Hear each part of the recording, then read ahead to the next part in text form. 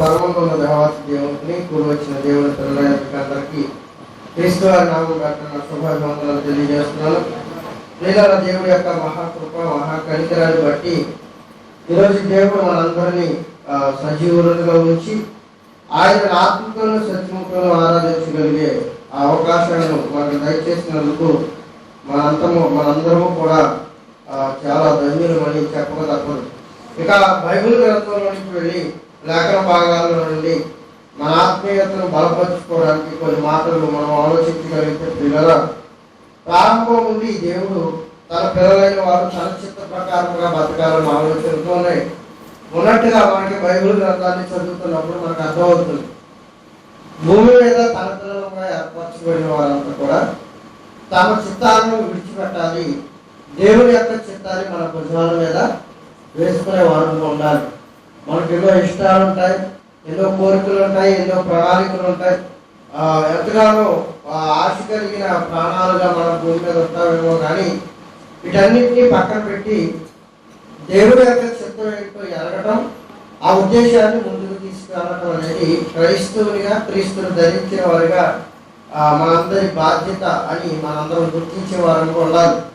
కనుక ఆ మహనీయుడు మన ఆ బాధ్యతను ప్రతిసారి జ్ఞాపకం చేస్తూ ఆయా తరాలలో నీతివంతులైన తన పిల్లల్ని ఏర్పాటు చేసుకుంటూ ఆదాము కాలం మొదలుకొని అబ్రహాము కాలం మొదలుకొని నేటి క్రైస్తవులు ఈ కాలం వరకు కానీ ఏదో ఒక తరంలో తనకట్టు ఒక గుంపుని, ఒక సమూహాన్ని ఏర్పాటు చేసుకోవడం అనేది మనం చూస్తూ ఉంటాం.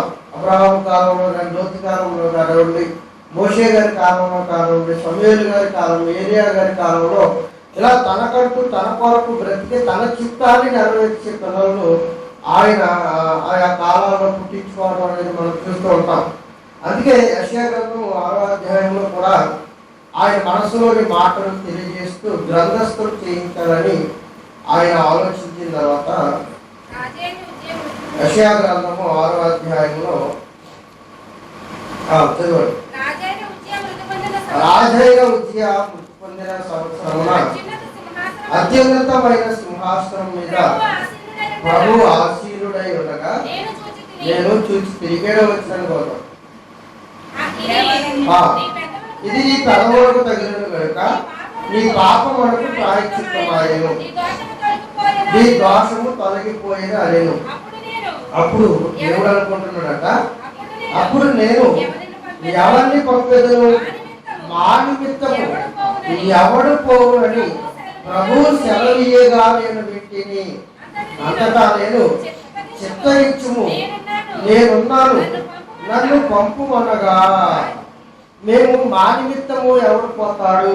మోషే కాలంలో మోషే వచ్చాడు, అబ్రహాము కాలంలో అబ్రహాం వచ్చాడు, కానీ ఏలియా కాలంలో ఏలియా వచ్చాడు అని మనం ఆలోచిస్తే, పరలోకమందున్న తండ్రి ఆ ధవళ సింహాసనం మీద కూర్చున్నప్పుడు తన ఆలోచనను బయటపెడుతూ, ఇదో మా నిమిత్తము ఎవరు పోను? ప్రభు అడుగుతున్నాడు, మా నిమిత్తం భూమి మీద ఎవరు వెళ్తాడు? మా నిమిత్తం మేము ఎవరిని పంపించాలి? ఎందుకంటే అనేక ఆత్మలు నిత్యాగ్ని దాటానికి జారిపోతున్నాయి. కోత విస్తారంగా ఉంది, కానీ కోసేటి పనివారు చాలా తక్కువగా ఉన్నారు. ఉన్న ఈ పనివారులు దొంగలు, దోచుకునేవారు, మోసగాళ్ళు అండ్ భయంకరమైన ఆలోచనలు కలిగి జనాంగాన్ని తమతో పాటు నిత్యాగ్ని దండలు ఈడ్చుకుపోయే జనాంగం రోజు చాలా మంది ఉన్నారు. కనుక ఈ జనాంగాన్ని అంతటి గురించి మాట్లాడుతూ కోత విస్తారమే కానీ పనివారు ఎలా ఉన్నారు? చాలా తక్కువగా ఉన్నారు. పనివారు చాలా తక్కువగా ఉన్నారు. ఏ పనివారు తక్కువగా ఉన్నారంటే, చాలా పనులను భూమి మీద దేవుడు తన చిత్త ప్రకారం మనకు అప్పగించాడు. కొందరిని ప్రవచనాలు మాట్లాడే పని, కొందరికి అద్భుతాలు చేసే పని, కొందరికి స్వస్థత కార్యాలు చేసే పని, కొందరిని ఏం చేశాడు? బాధకులుగా మార్చడం అనేది మనందరికీ తెలుసు. ఈ పని చేసేవారు అందరూ ఉన్నారా, కొందరే ఉన్నారా అని మనం ఆలోచిస్తే, పిల్లరా వారంతా కొద్దిమందిగానే మనకి కనబడుతున్నట్టుగా కొరింథీయులకు రాసిన మొదటి పత్రిక 12వ అధ్యాయం, కొరింథీయులకు రాసిన మొదటి పత్రిక 12వ అధ్యాయము 27వ వచనం నుండి చూద్దాం. పిల్లలు అటువలే మీరు 154వ పేజీ క్రొత్త నిబంధన కొంచెం స్పీడ్గా చూసేవాడికి ఉండాలి. అటువలే మీరు క్రీస్తు యొక్క శరీరమై ఉండి వేరు వేరుగా అవయవములై ఉన్నారు.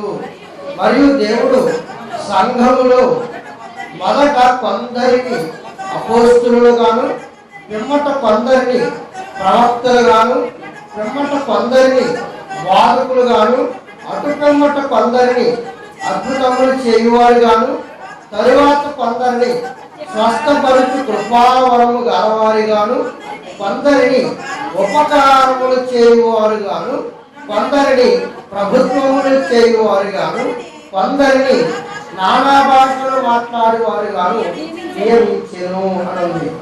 కోత విస్తారమే కానీ కోతకు పనివారు తక్కువ ఉన్నారు. ఎవడు నా నిమిత్తం వెళ్ళి నా పని జరిగిస్తారు అని అన్నప్పుడు అలా అడుగుతున్న ఆయన మాట తన చిత్తానుసారాన్ని నెరవేర్చే పిల్లలు భూమి మీద అందరూ ఉన్నారంటున్నాడా? కొందరే ఉన్నాడు అంటున్నాడు. కొందరే. వాస్తవానికి అందరూ బోధకులు కావాలి, వాస్తవానికి అందరూ ప్రవక్తలు కావాలి, వాస్తవానికి అందరూ నానా భాషలు మాట్లాడేవారు కావాలి, వాస్తవానికి అందరూ దేవుడి యొక్క జ్ఞానాన్ని కృపావరాలు కలిగిన వారిగా ఉండాలి, అందరూ ప్రభుత్వాలు చేసేవారిగా ఉండాలి. కానీ తన కొరకు బ్రతికే తన చిత్తానుసారాన్ని నెరవేర్చే పిల్లలు ఆయా ప్రారంభపు తరాల నుండి ఈ తరాల వరకు కొందరే ఉన్నారు అన్నట్టుగా మనకు కనబడుతుంది. ఇందులో అద్భుతాలు చేసేవారు ఇప్పుడు చాలా మంది ఉన్నారు, స్వస్థతలు చేసేవారు ఇప్పుడు చాలా మంది ఉన్నారు, మహత్కార్యాలు చేసేవారు చాలా మంది ఉన్నారు, ప్రవక్తలుగా ఉన్నవారు ఈరోజు చాలా మంది మనకి కోకొల్లగా కనబడుతున్నారు. ఇందులో మనకి రేరుగా కనబడే ఒక వాక్యం ఉంది ప్రియులారా, రేరుగా. అండ్ ఈ సందర్భాన్ని బట్టి కూడా దేవుడి పని జరుగుతుందా అని మనం ఆలోచించలేనంత రేరుగా ఉన్న ఒక సందర్భాన్ని ఇదే మాటలో చూద్దాం ప్రియులారా. ఆ సందర్భం మరేంటో కాదు, కొందరి కృపావరములు గాను, పక్కనడు కొందరిని ఉపకారములు చేయువారిగాను. ఎలాగట? ఉపకారములు చేయువారిగాను పెట్టాడు. ఈ పని భారాన్ని భుజాన వేసుకున్న వారు ఎందరున్నారు అని ఆలోచిస్తే మిగతా కార్యక్రమాలకు అందరూ ఉన్నారు. ఈ ఉపకారములు చేసే ఈ కార్యక్రమానికి మాత్రం ఎవరో కొందరు మాత్రమే దీన్ని భుజాన వేసుకున్నారు. బైబిల్ గ్రంథంలో ఏమంటాడంటే ఉపకార ధర్మము చేయటం మీరు ఏం చేయకండి, మర్చిపోకండి. ఎప్పుడు 13-16 ఉంటుంది, చదువుకోండి. ఉపకార ధర్మము చేయటం మీరు ఏం చేయొద్దు, మర్చిపోవద్దు. ఎందుకు అలా మర్చిపోతానంటే అట్టిది దేవుడికి సజీవమైన యాగంతో సమానము. 13-16 చూద్దాం ఒకసారి. ఉపకారములు ధర్మములు చేయ మర్చిపోకుడి, అట్టి యాగము దేవునికి ఇష్టం, అంటే దేవుని చిత్తం. ఉపకార ధర్మము చేయటం ఎవరి చిత్తము? దేవుని యొక్క చిత్తం. మా నిమిత్తము ఎవడు పోతాడు, మా నిమిత్తము మా పనిని జరిగించేవాడు ఎవడున్నాడు, మా చిత్తాన్ని భూమి మీద నెరవేర్చేవాడు ఎవడున్నాడు అని యెషయా కాలంలో ప్రభువు అందరినీ అడుగుతుంటే ఏంటి ఆయన చిత్తం అని అడిగితే చాలా ఇష్టాలు ఉన్నాయి ఆయనకి. అలాంటి ఇష్టాలలో ఉపకారములు ధర్మములు చేయటం మీరు మర్చిపోకండి. అది దేవునికి ఏంటది? ఇష్టమైనది, దేవుని చిత్తానుసారమైనది. ఇలా ఉపకార ధర్మము చేసే జనాంగం భూమి మీద ఉన్నారా అని మనం ఆలోచిస్తే ప్రియులారా, అంటే అక్కడక్కడ మనకి కనబడుతూ ఉంటారు. రామయ్య గారి పద్యాలలో స్వదేశత్వంలో పద్యం ఉంది. అపకారికి ఉపకారము నెప్పమెల్లక చేయువాడు ఎవరట? నేర్పరి, గొప్పవాడు. అపకారికి ఉపకారం చేసేవాడు ఎవరు? గొప్పవాడట. అపకారికి అపకారం చేయడమే తెలుసు మనకి. అండ్ అపకారికి ఉపకారం చేయడం చాలా గొప్పతనం అన్నాడు. బైబిల్ గ్రంథంలో కూడా ఉపవాసాన్ని ఏమని పోల్చాడంటే అండ్ మీరు దిక్కులేని పిల్లలను ఆదరించుట, దీనులను ఆదరించుట నాకు ఉపవాసమై ఉన్నది అని మాట్లాడతారు. ఇక ఉపకారములు ధర్మములు చేయటం మీరు ఏం చేయొద్దు, మర్చిపోవద్దు. అట్టి యాగము దేవుడికి ఏంటంట? ఇష్టమైనది, ఆయన చిత్తం. ఆయన చిత్తంలో ఒక భాగమే ఉపకార ధర్మాన్ని చేయటం. ఉపకార ధర్మం అనగానే అని మనము మరొకరికి సహాయముగా ఉండే పని, మనం మరొకరికి సహాయముగా సహాయం, వారి వారి కష్టాల్లోనూ, వారి బాధల్లోనూ, వారి ఇరుకుల్లోనూ, వారి ఇబ్బందుల్లోనూ మనము ఉపకారం చేసే వారముగా వారికి ఉండాలి అన్నది దేవుని యొక్క ఆ ప్రప్రథమైన కోరిక, ఆయన చిత్తంలో మనకి కనబడుతుంది. ఆయన చిత్తాన్ని నెరవేర్చే వారు ఒక మోషే ఉన్నాడు అని అనుకుంటే, ఉపకార ధర్మాన్ని నెరవేర్చగలిగితే నువ్వు కూడా మోషేవే. ఆయన చిత్తాన్ని నెరవేర్చే వాడు ఒక ఏలియా ఉన్నాడు అని అనుకుంటే, నువ్వు ప్రార్థించి వర్షాన్ని ఆపక్కర్లా, ఉపకార ధర్మం చేసి దేవుడి మనసు గెలవచ్చారు. కానీ ఆయన వారు యెహోషువ ప్రార్థిస్తే సూర్య చంద్ర నక్షత్రాలు ఆగాయి అని మనం అనుకుంటే, ఉపకార ధర్మాన్ని చేస్తే నువ్వు ఒక యెహోషువ అంట. ఎందుకంటే వారందరూ దేవుడి చిత్తాన్ని నెరవేర్చిన యోధులు అని మనం ఆలోచిస్తే, మనం అనుకుంటే ఉపకార ధర్మము చేయడం కూడా ఒక యోధుడితో సమానముగా ఆయన భావిస్తున్నప్పుడు, ఉపకార ధర్మము చేయుటని చేతనైనప్పుడు దాన్ని ఏం చేస్తున్నాడు? వెనుక తీయొద్దు అన్నాడు. నీ వల్ల కాకపోతే సహాయం చేసే మరొకడిని ఆయన చూపించమన్నాడే తప్ప ఉపకార ధర్మము చేయటం మీరు మర్చిపోయేవారిగా ఉండకండి. ఇది ప్రభువుకి ఏంటట?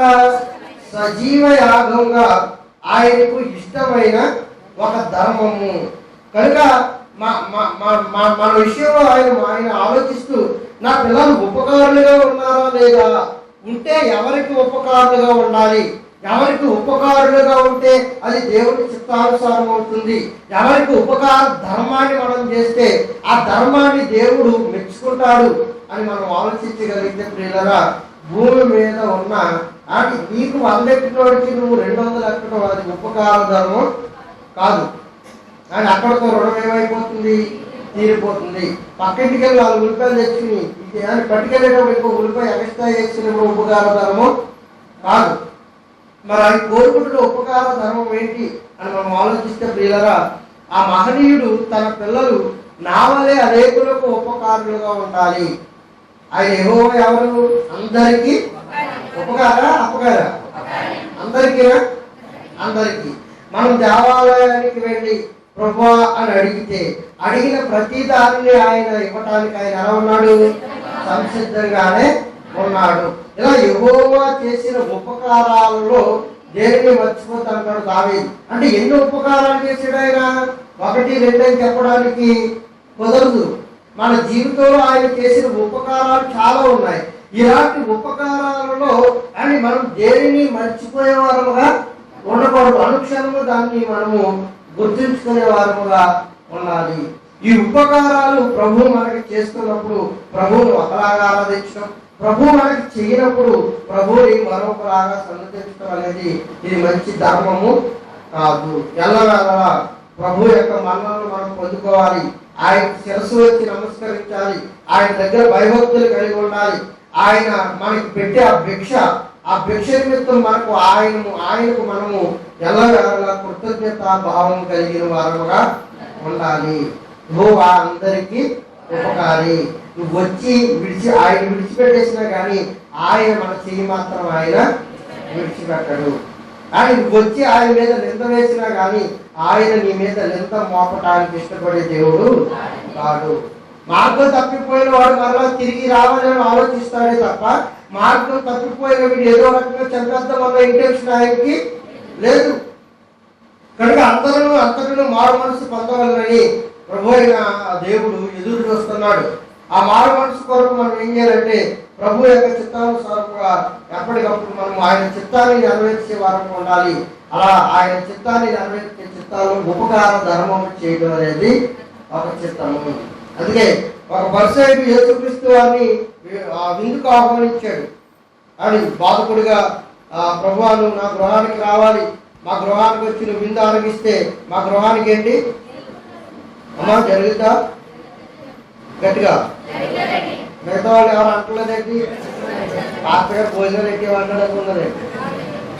మీరు ఎట్టినా మేము, ఎందుకంటే మేము తినేసి మీకెందుకు ఉపకారం చేయాలా? మనం మోసగాలం అయినప్పుడు మోసగాలకు ఉపకారం ఎందుకు చేయాలా? కానీ ప్రభువు చేయడానికి సిద్ధంగా ఉన్నాడు. కనుక మీరు ఉపకార ధర్మం చేయడం మీరు ఏం చేయకండి, మర్చిపోకండి.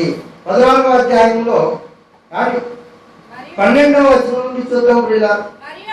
మరియు ఆయన తను పిలిచిన వాడితో ఇట్లనెను, నీవు పగటి విందైనను రాత్రి విందైనను చేయనప్పుడు నీ స్నేహితులనైనను నీ సహోదరులనైనను నీ బంధువులనైనను ధనవంతులకు నీ పొరుగు వారినైనను వీళ్ళందరికీ ఏంటి ప్రాబ్లం అన్నాడే వద్దన్నాడా? మరి రేపు నుండి మనం ఏం చేయాలా? కాస్త మెలుపు వస్తుంది జనాలు గారు. అమ్మ రేపు నుంచి మీకు అర్థమైందా పదం అర్థమైందో బట్టి చదవమంటారా? మీరు విందు జరుగుతున్నప్పుడు అంటే పెళ్లి చేసుకుంటున్నప్పుడు కానీ పక్షాలకు కానీ దిన కార్యక్రమాలకు కానీ పుట్టినరోజులకు కానీ విందంటివే కదా. కానీ ఇలాంటి సందర్భంలో విందు జరుగుతున్నప్పుడు నువ్వు పగటి విందైనను రాత్రి విందైనను, రాత్రి పగలా విందని అడుగుతారు. అది పెళ్లి జరుగుతున్నప్పుడు ప్రాముఖ్యమైన ఘట్టం ఏంటి? పిల్లకి తాగడం కాదు అక్కడ జరుగుతున్న వివాహం అంతకన్నా కాదు. ముందు విందు ఎప్పుడు ఆలోచిస్తారు? పాఠ్యమ్మగానే ఏం చూసుకుంటాం మనం? విందు ఎప్పుడు ఉదయమా సాయంత్రం? ప్లేస్ ఎక్కడ? ఇక్కడ కూడా ఆ విందుకు ఆ ప్రాముఖ్యతను ఇస్తూ మరి ఆయన పగటి విందైనను రాత్రి విందైనను చేయనప్పుడు నీ స్నేహితులనైనను నీ సహోదరులైనను నీ బంధువులనైనను ధనవంతులకు నీ పొరుగు వారినైనను పిలవద్దు అన్నాడు. రేపు నుంచి ఏం చేద్దాం మీరు చెప్తే పాట ఎదరికి తీసుకెళ్తారు. ఏం చేయాలా? ఇన్విటేషన్ తీసుకెళ్ళి ఇగో మా పెళ్లికి ఎమ్మెల్యే గారు వస్తున్నారని ఎమ్మెల్యే గారికి ఇవ్వాలా? ఇన్విటేషన్ తీసుకెళ్ళి మా పెళ్లికి ఎంఆర్ఓ గారు వస్తున్నారని ఎంఆర్ఓ గారికి ఇవ్వాలా? ఇన్విటేషన్ తీసుకెళ్ళి మా పెళ్లికి డిఎస్పీ గారు ఎస్పీ గారు రాబోతున్నారని మొట్టమొదటి ఇన్విటేషన్ గా ఆయన ఇవ్వాలా? ఏంటమ్మా మాట్లాడరేంటి? ఇదేంటి వీటితో మాట్లాడితే పెళ్లిళ్ళు చేసుకోవద్దా అన్నాడు, కటాకులు చేసుకోవద్దా అన్నాడు. ఇది అక్కడ దొరికిన వాళ్ళు అనుకున్నారా? ఏం చేస్తారో ఒక మాట చెప్తే అసలు వెళ్ళిపోతారు. ఏదో చెప్పండి. ప్రభు ఏమంటున్నాడు? ఉపకార ధర్మము చేయటం మీరు మర్చిపోకండి అని చెప్పి, నాయన నీ గృహంలో విందు పగటి విందు కానీ రాత్రి విందు కానీ జరుగుతున్నప్పుడు అది ఎవరు కలవద్దు? స్నేహితులు కానీ బంధువులు కానీ ధనవంతులను కానీ పొరుగు వారిని కానీ సహోదరుని కానీ ఎవరిని పిలవద్దు. వీళ్ళు ఎవరు రాకపోతే మరి ఎవరికి వెళ్తావు? వండుకు నువ్వు తినేస్తా? మరి ఎవరికి పెట్టాలి? అదే పాస్టర్ గారు ముందు మీరే తింటారు కదా, మిమ్మల్ని కూడా జాతీయం అనుకుంటున్నారా? మగవాళ్ళు ఎవరు అనుకుంటున్నారు? అలాగే ఆ మహానుభావుడు ఎవరో ఇచ్చి చూస్తారు. ముందు మీకే కదా ఎట్టేస్తారు కాకేసి. ముందు ఎవరికి అలాగైతే ఎవరు కాకేయకూడదు అనుకుంటున్నారంటే అయినా పాస్టర్ గారు కాకేయకూడదు అనుకుంటున్నారు. మరి ఎవరు ఆ మహానుభావుడు? రైట్. కనుక మీరు విందు చేస్తున్నప్పుడట పొరుగు వారికి కానీ బంధువులకు కానీ స్నేహితులకు కానీ ఏదైతే చేయొద్దు అన్నాడో దానికి మనం లిస్ట్ రాసుకుని మరి ఎక్కడెక్కడ ఎవరున్నారో పేరు రాసుకుని అవసరమైతే వాళ్ళ గురించి తిరిగి ఆడవిడి మామూలు ఆడవిడా అని ఎంత ఆడవిడి చేస్తాము. చేయటం ఏంటి? మంచిదా? మంచిది కదా.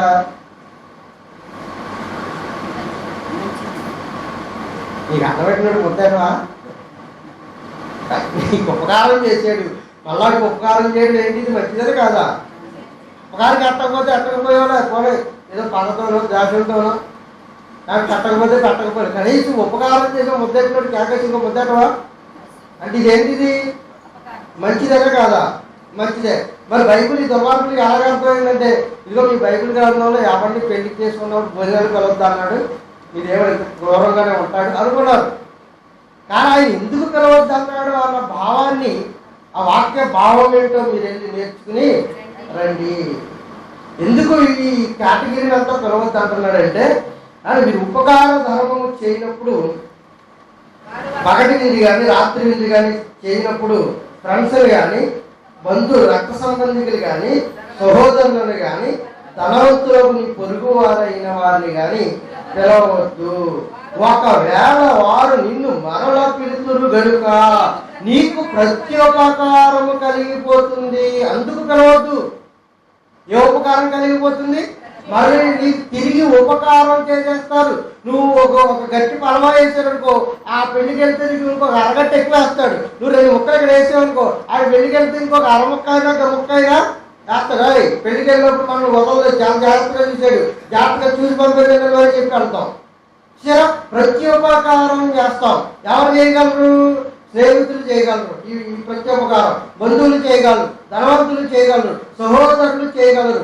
ఇక్కడ ఉపకారం చేసిన వాడికి నువ్వు మరలా ఉపకారం చేస్తే తిరిగి మరలా నీకు ఉపకారాన్ని చేయగలిగిన సామర్థ్యం ఆయన దగ్గర ఉంది. అయితే ఉపకారం దగ్గర నుంచి మరలా ఉపకారం పొందేయటం వల్ల రుణం తీరిపోద్ది తప్ప మనం ఎవరికి బాకీ ఉంటాం. కనుక మనకి ఏమీ లాభం ఉండదు. మీకు అర్థమవుతుందా?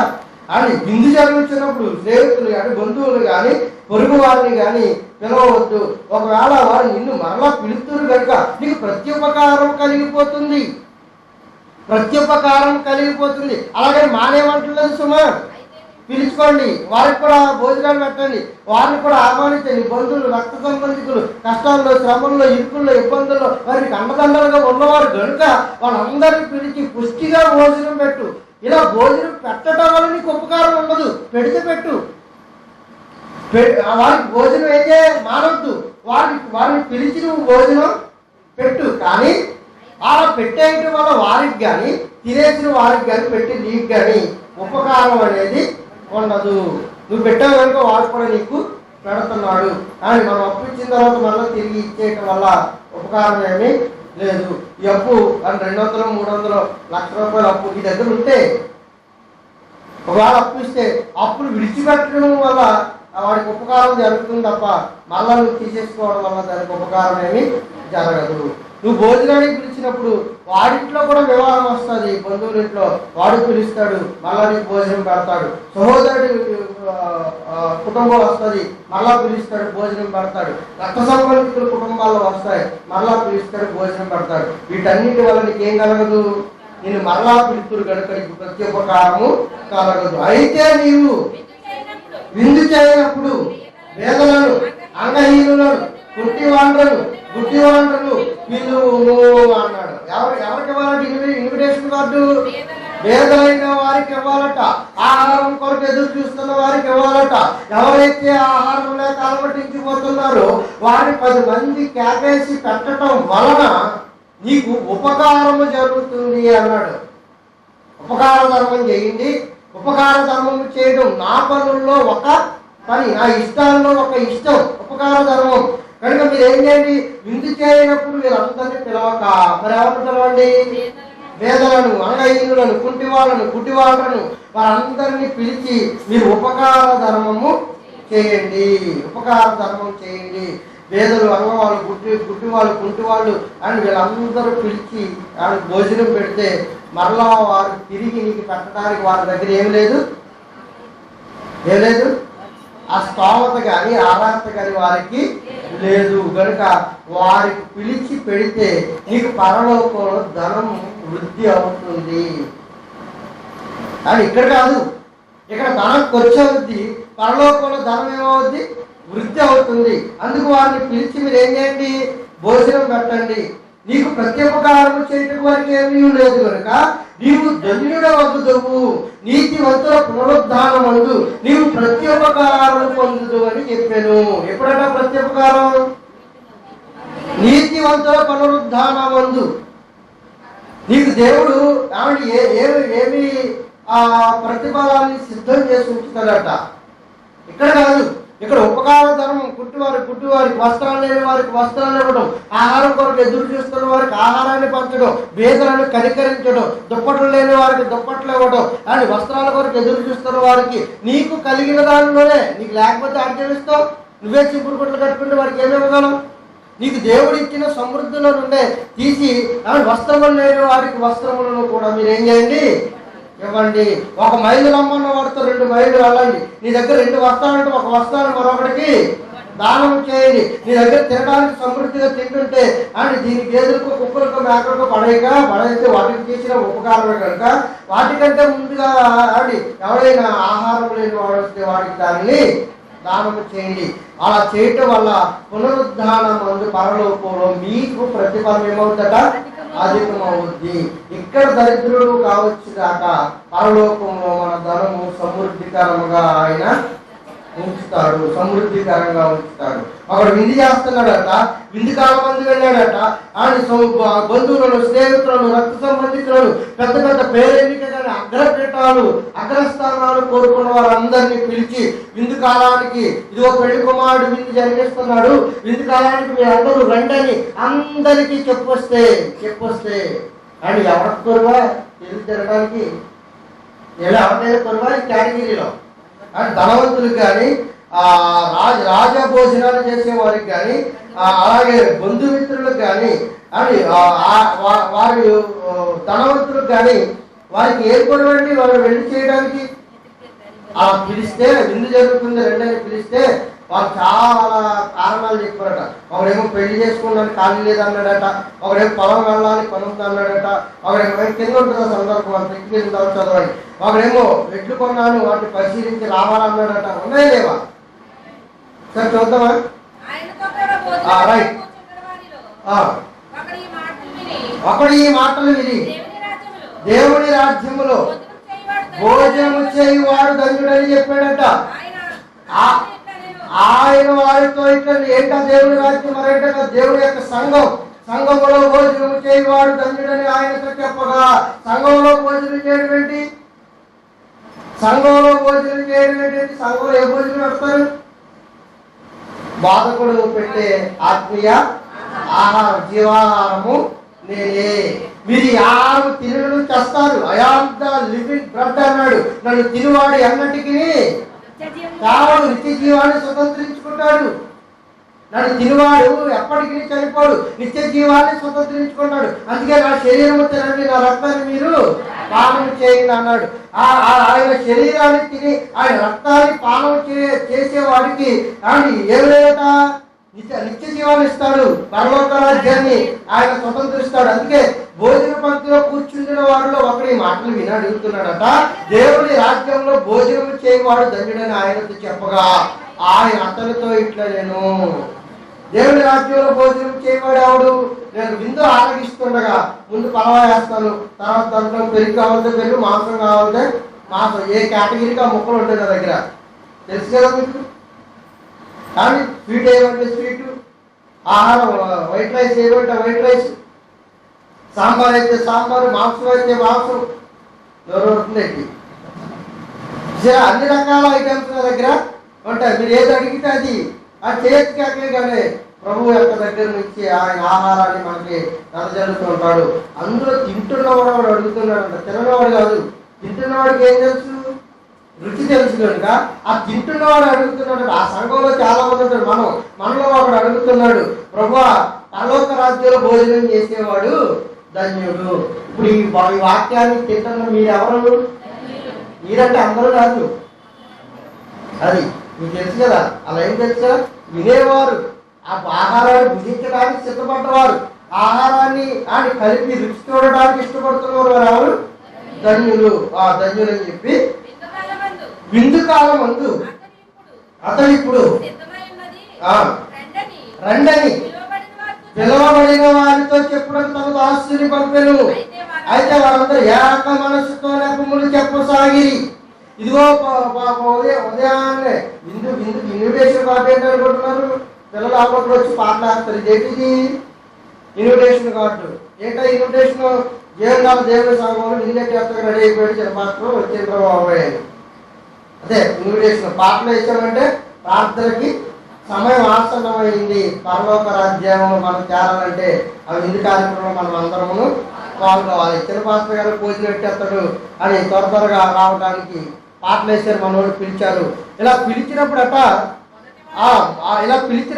పిలవబడిన వారు అనేకులు ఆయనతో ఏమంటున్నారు చూడండి. అయితే వారందరూ ఏక మనసుతో నెపములు చెప్పసాగిరి. పాటయ్యగా వస్తూ ఉంటారు కొంతమంది అప్పుడప్పుడు. నేను ఫంక్షన్లు తగిన పెళ్లిళ్ళు తగిన నాకు కనబడి వెళ్తూ ఉంటాయి. ఏమన్నా రావట్లేదు భోజనం చేయడానికి వ్యవహారం కట్టేయాలి. మీకు అర్థమవుతుందా? నాకు కనబడి వెళ్తూ ఉంటారు. రైట్, మంచిది. కానీ మొదటి నెపములు చెప్తున్నారు. ఏంటో నెపాలో చూద్దాం. ఇలా మొదటి వాడు, నేను ఒక పొలం కొని ఉన్నాను, ఆవశ్యముగా వెళ్ళి దానిని చూడవలను, నన్ను క్షమింపవలనని నిన్ను వేడుకొనిచున్నాను. నేను అయ్యగారు బాగా పాట చేసేది కదా, పడే పాట నాకు ఇప్పుడేముంది పొలంలో పని ఉంది, అక్కడ వెళ్ళకపోతే పని ఆగిపోతే ప్రార్థన ఉంటే మళ్ళీ వారమైనా కడతాడు, ఇవాళ ఉపవాసమైనా ఉంటాను అని యెహోవా మీకు దొరుకు కాలంలో ఆయన వెతకాలి తప్ప మీరు వెతికినప్పుడు ఆయన దొరకడు. మీరు వెతికే కాలంలో ఆయన దొరకడు. ఆయన దొరుకుతున్నప్పుడు మనం వెతకాలి అని ఒకడు పొలం పని ఉంది అని పొలం పనికి వెళ్ళిపోయాడట. నెపములు చెప్పసాగిరి, మొదటి వాడు దాన్ని చూడవాలని నన్ను క్షమించవాలని నేను వేడుకొనిచున్నాను అన్నాడు 19వ వచనం. మరి అప్పుడు నేను 5 జతల ఎడ్లను కొని ఉన్నాను, వాటిని ఎలా ఉన్నాయో అని ఆ బరువులు మొయ్యగలవో లేవో, మనకు బండికి ఆ బరువులను అవి ఈడ్చి కాలి మొయ్యగలవో లేవో అని ఏం చేస్తారంట, వాటిని పరీక్షించ వెళ్ళుచున్నానని ఒకడు తప్పుకున్నాడట. వాడు కూడా నన్ను క్షమింపవాలని వేడుకున్నాడట. మరి అప్పుడు నేను ఒక స్త్రీకి వివాహం చేసుకున్నాను, అందుచేత నేను కూడా ఈరోజు చిరపాత్ర భోజనానికి రాలేని అన్నాడట. అప్పుడు దాసుడు తిరిగి వచ్చి ఈ మాటలు తన యజమానికి తెలియజేయగా ఆ యజమానుడు మరి ఎవరో కాదు, పరలోకమందున్న మనల్ని కన్నా తండ్రి. ఆ దాసుడు మరి ఎవరో కాదు, నేనే. ప్రభువా ఇదిగో ఇలా పిలిచానయ్యా, మైకేశాను, ఎవరి కాళ్ళు పనుల్లో ఉన్నారు, ఎవరి కాళ్ళు బిజీగా ఉన్నారు, కాబట్టి నువ్వు నాకెట్టు నేను నీకెడతాను, నువ్వు తినేసిన తర్వాత నాకెట్టు ఖాళీ అవుతుంది కాబట్టి నీకు, నువ్వు తినేసిన తర్వాత నేను నీకెడతాను, ఇద్దరు తినేసి జాగ్రత్తగా ఇవాళ భోజనాలు వాళ్ళు పడగొట్టేద్దాం అని మాట్లాడుకున్నారట ఇద్దరు. అదే నీకు అర్థం కావడానికి అని అప్పుడు ఆ దాసుడు తిరిగి వచ్చి ఈ మాటను తన యజమానుడైన దేవునికి తెలియజేయగా ఆ ఇంటి యజమానుడు కోపపడి నీవు త్వరగా పట్టణపు వీధుల్లోనికి సందుల్లోనికి వెళ్ళి పేదలను, అంగహీనులను, గుడ్డివారిని ఎక్కడికి తోడుకుని రమ్మని దాసుడితో చెప్పాను. అంతటా దాసుడు, ప్రభువా వారు నీవు ఆజ్ఞాపించినట్లు చేసి తిరిగాని ఇంకా నువ్వు చోటున్నదని చెప్పాను. ఎవరికైతే పిలవమని ఆయన ఆజ్ఞాపించాడో వాళ్ళందరినీ పిలిచాడట. గుడ్డివారిని అంగహీనులను, వస్త్రహీనులు అందరినీ పిలిస్తే వారందరూ రాగా ఇంకా ఏముందట, చోటుందట. మరి ముందు వాళ్ళందరినీ పిలిచాడు, ముందు వాళ్ళందరూ ఏం చేయలేదు, రాలా, నెపాలు చెప్పారు అని ఎట్ట కొనడానికి ఒక ఆయన, పొలం పనికి మరొక ఆయన. కానీ ఈ మాటలు ఎవరికి చెప్తాడు తెలుసా, మనకా ఎవరికి? భోజనానికి ఆకేసాడే ఆడికి ఎడతున్నాడు అనుభవం. ఇంకో మాటలు చెప్పాలంటే బాగా గడ్డి ఆడుతున్నాడు పిలిచినోడికి, మళ్ళా కొట్టి ఆడవికి ఆకేస్తాడు భోజనానికి వేసుక్రీస్తుని మళ్ళా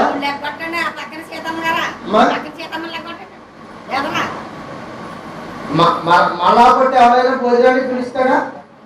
ఇప్పుడు ఒకసారి భోజనానికి పిలిచిన తర్వాత అని ఎంత గడ్డెట్టిన తర్వాత యేసుక్రీస్తు మళ్ళా యేసుక్రీస్తు మరొకసారి మా ఇంటికి భోజనానికి రా అంటాడా? అంటాడు. ఎందుకంటే ఆయన మొహమాటం లేని స్వాదకుడు కనుక మనం కూడా అలాగే వాక్యాన్ని స్వీకరించే వారిగా ఉండాలి. అని ఆయన పిలిచారట. పిలిచిన వాళ్ళు ఎవరు వాళ్ళ ఇంటికి రాలేదట. అప్పుడు కోపపడ్డ యజమాని, నువ్వు బయటికి వెళ్ళి గుడ్డివారిని అంగయ్యలు వస్త్రీలు అందరినీ పిలుచుకొని రమ్మంటే పిలిచిన వారందరూ వచ్చారట. వారికి ఆహారం కొదువుగా ఉన్నది. మరి పై వారికి ఎడ్లు పట్టున్నాడంటే ధనవంతుడేనా? తినడానికి ఆహారం కొదువు ఉందా? లేదు, సమృద్ధిగా ఇచ్చాడు. పైన పొలం పని చేసుకుంటున్నాడంటే పొలంలో సొంత పొలం ఇచ్చాడా, భూమి ఇచ్చాడా, భూమిని పండించుకునే శక్తి ఇచ్చాడా? ఇచ్చాడు. వీడికి ఖాళీ లేదు. మనం కూడా ఉద్యోగం లేనప్పుడు ఉద్యోగం అంటాం. ఉద్యోగం వచ్చాక మనకు కూడా ఖాళీ ఉండదు. కానీ వివాహంలో వివాహం అంట. వివాహం అయ్యాక మనకు కూడా ఖాళీ దొరకదు. ఎక్కడికి? ఈ విందు తినడానికి రావడానికి మనకి ఏం దొరకదు, ఖాళీ దొరకదు. ఇలా నెపాలు చెబుతున్నారట. ఇలా ఆయన అన్ని ఇచ్చాడు. అని వీటి పై కేటగిరీకి అంతా తినడానికి ఆహారం సమృద్ధిగానే ఉందా? ఉంది. అని వారికి సమృద్ధిగా ఉంది. అని బాగా పలవ తినొచ్చినోడికి మళ్ళీ కూడవాసన చెట్టు ఎలా ఉంటుంది? ఆల్రెడీ అంటే పులితేనే పడిపోయింది. అని రావం అంటే గొంతుకులో ఉంది. తినరాబాబు అని ఎడితే తింటాడా? బాగా కొడుకు మాట వచ్చినోడికి చూడండి, సారే సాధం పెట్టినా కట్ట 4 ముద్దల కలిసి గిన్నెలో ఉన్న ఆహారం అంతా లేపుతాడు. ఆయన వాక్యం కడుపు నిండిన వారికి కాదు, ఆకలితో ఎదురు చూస్తున్న వారికి పెట్టిన ఆయన వారు తింటాడన్నాడు. వారిని నేను పిలుస్తాను. గుడ్డివారు ఎవరు అనుకుంటున్నారు? అవయవ లోపాలు కలిగిన వారు కాదు. అని వారిలో ఉన్న ఆ లోపం ఏంటో తెలుసా? ఆహారం లేక అలవటించుకుపోతున్న లోపం అది. జీవాహారం వారికి అందక వారి వారి వారి వారి ఆత్మీయ వారి దేహాలు క్షీణించుకుపోతున్న దశది. గుడ్డివారు అంటే ఆకలి కలిగిన వారు వీళ్ళంతా. దేవుని జీవాహారం కొరకు ఆకలి కలిగిన వారు అయ్యో ప్రభు మాత్రం వినపడతాయి. మన సమస్త శరీరాన్ని చక్కబరుచుకోవాలి. ప్రభు మనతో మాట్లాడతాడు, మన స్థితిని మార్చుకోవాలి. ప్రభు మనతో ఆయన తన ఉద్దేశాలన్నీ చెబుతాడు. మనం ఆ చిత్త ప్రకారంగా నడుచుకోవాలని ఆకలి కొనిన ప్రాణాలు ఉంటాయే.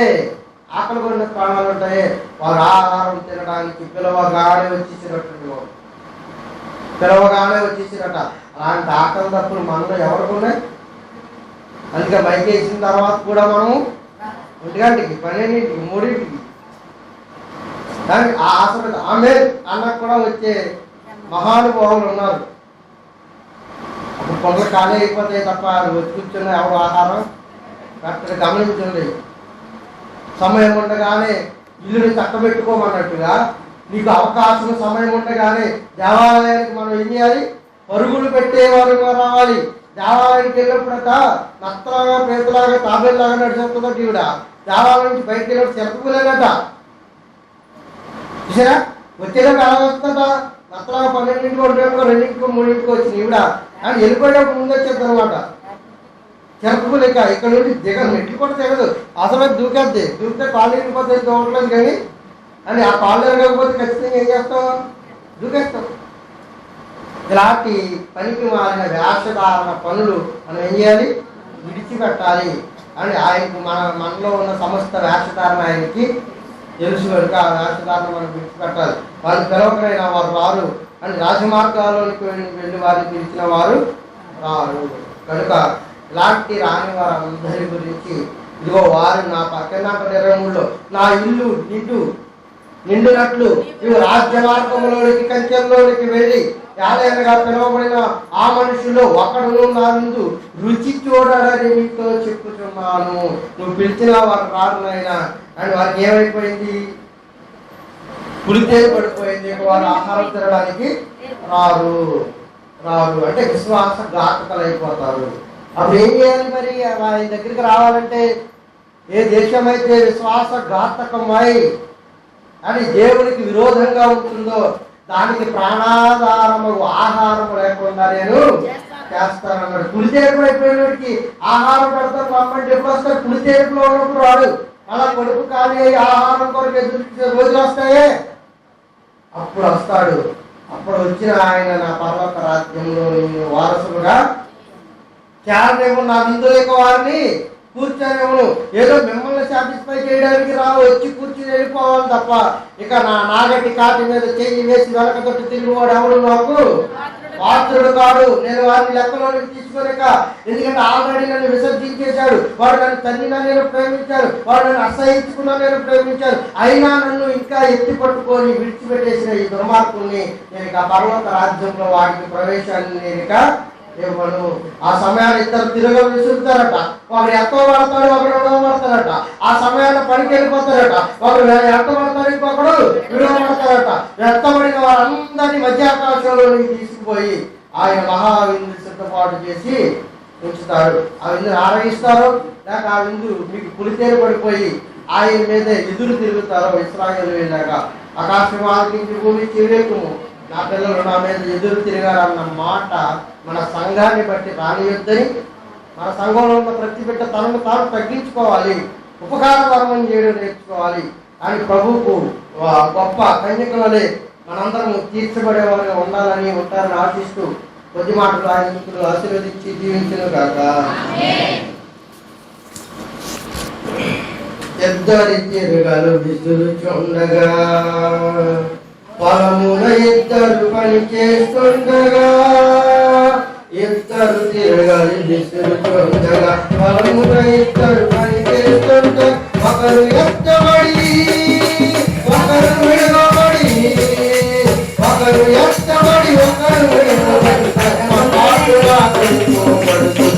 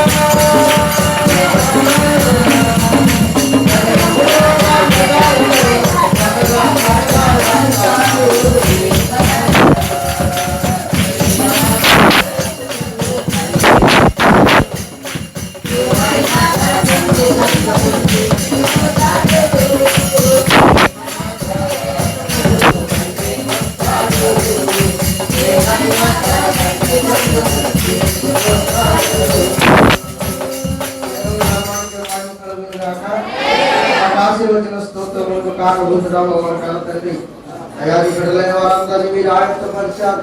అనేకులైన నీ బిడ్డలు సన్నిధాన వర్తలు కాలేకపోయారు. వారందరినీ మరలా వారానికి నీ విందులోనికి ప్రవేశాన్ని కలిగించి జవాయిదులైన బిడ్డలైన వారందరినీ ఏదో మీరు ఇచ్చే విందులు ఆరగించి తమ ఆత్మీయ జీవితాల్లో బలం పుంజుకునే భాగ్యాన్ని మా సంఘానికి సంఘ బిడ్డలు అందరికీ ఆపాదించమని, ఆయా వ్యాపారాలు వృత్తులు ప్రభావిత ఉద్యోగాలు చేస్తున్న నీ బిడ్డలు ఉన్నారు, తలుపు దేశాల్లో ఉన్న నీ బిడ్డలు ఉన్నారు. ప్రభా బిడ్డలందరినీ ఆదరించండి, దీవించండి, కనికరించండి, కృపం చేయండి. ఎవరైనా వ్యాధుల చేత, బాధల చేత, సమస్యల చేత కొట్టుమిటాడుతున్న శాంతి లేక కుటుంబాల్లో ప్రభువా కొట్టుమిటాడుతున్న నీ బిడ్డలు ఉన్నారయ్యా, శాంతిని కలిగించమని అడుగుతున్నాను. ప్రభా ఇదిగోనైనా యవనస్తులు ఉన్నారు, బాలికలు ఉన్నారు, వృద్ధులు ఉన్నారు. బిడ్డలందరినీ ఆశీర్వదించండి, వారి వారి చదువులని సహాయం ఉంచండి. గర్భిణీ స్త్రీలకు చక్కటి ప్రసవ దినాలను ఇవ్వండి. ప్రభువా ఇదిగోనైనా ప్రసవ దినాలైన బాలింతలను, బిడ్డలను, తల్లులను ఇదిగోనైనా మీరు ఎక్కడ చాటున భద్రపరిచి కాపాడమని కొడుకున్న బిడ్డలందరినీ మీ చేతులకు అప్పగిస్తూ, ముఖ్యంగా బాప్తిసం తీసుకుంటున్న నీ పిల్లలు ఇద్దరు ప్రభువా అయ్యా మీ చిత్తం అయితే ఆశీర్వదించండి, దీవించండి. ప్రభా మీ చిత్తం ఏమై ఉన్నదో దాని చిత్తము యావత్తు మీరు నెరవేర్చమని మీ ఇదిగోనైనా సమస్తాన్ని మీ చేతులకు అప్పగిస్తూ ఇది ఒక్కడు ఉన్న బిడ్డలందరినీ ఆశీర్వదించండి. మరలా వారానికి బాబా లోకంలోనికి వెళుతున్నారయ్యా, నీ మాటలు విని విడిచిపెట్టేవారుగా కాక విని నీ వాక్యాన్ని హత్తుకునే బిడ్డలుగా ప్రభా ఆదరించి కాపాడి రక్షించమని, బలహీనులను బలపరిచి మరలా వారానికి ఉత్తేజితాన్ని ఇచ్చి ప్రభా ఇదిగోనైనా గొప్పదైన ఆరోగ్యాన్ని బిడ్డలందరికీ అనుగ్రహించి ప్రసాదించమని ఇదిగో సంఘాన్ని యాజకత్వం చేస్తున్న మమ్మల్ని నీ చేతులకు అప్పగించుకుంటూ భద్రపరిచి కాపాడమని కొద్ది ప్రార్థన యేసువారి నామములో అడిగి వేడుకొని ప్రార్థిస్తున్నాను మా పరమ తండ్రి. ఆమేన్.